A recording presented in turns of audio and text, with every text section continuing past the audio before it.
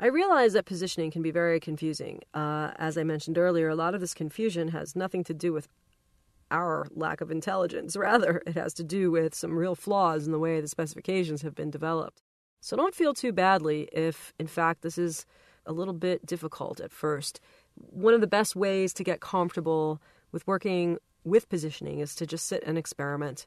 And that's really the honest truth. But I'm going to try and give you some more information here so that it'll help you as you explore positioning in CSS and see later on, of course, we're going to see it in action in our demo site so you can see it as it's really used. Here we just want to get the concepts down.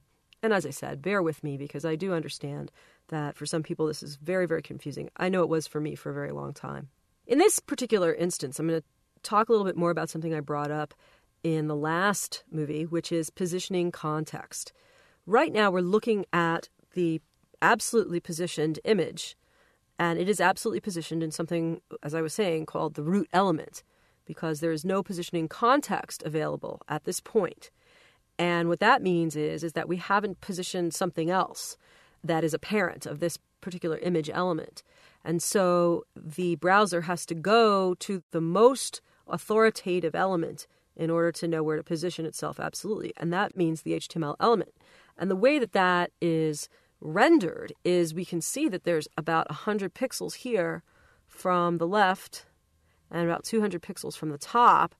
And so it looks like it's being styled in relation to the browser Chrome edges here. Realistically speaking, the HTML element is just a tad bit under that if it's being properly interpreted by browsers. But essentially, you're going to get this in relation to the HTML element. But we can create a positioning context.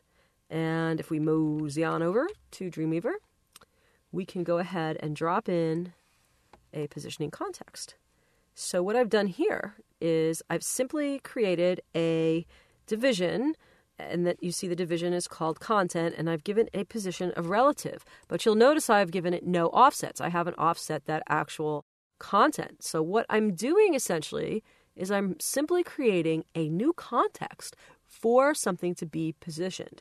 I want to add a border here so that you can really see what I'll be doing. So I'm going to do border. I'm going to give it 1 pixel solid, and we'll give it a mid-gray. Go ahead and save that. And let's go over to our Firefox window and give that a reload. And now you can see that instead of relating to the HTML element, the image is being positioned in relation to this div in which it's contained. So where it would have been in the normal flow would be right here within this division. Important concept here to remember is that when you create a positioning context using a position relative with no offsets, you create a new instance of normal flow. So bear with me if this is confusing, but watch. When we go like this and resize our browser, you'll see that all the text is moving in that box. But the way that that particular element is positioned is always in relation to that box, okay? Not to the HTML element. It's always going to be in relation to that box. It's positioning context. It's parent element, okay? So if you look here, now it's 100 pixels from the left from the edge of this box and about 200 pixels down from the edge of the box, not the HTML element, which would have placed it about here.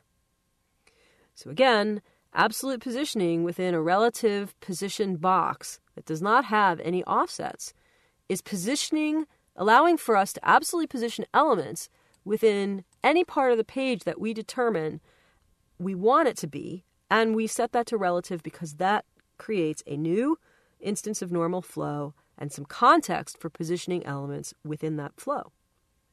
Again, kind of complicated.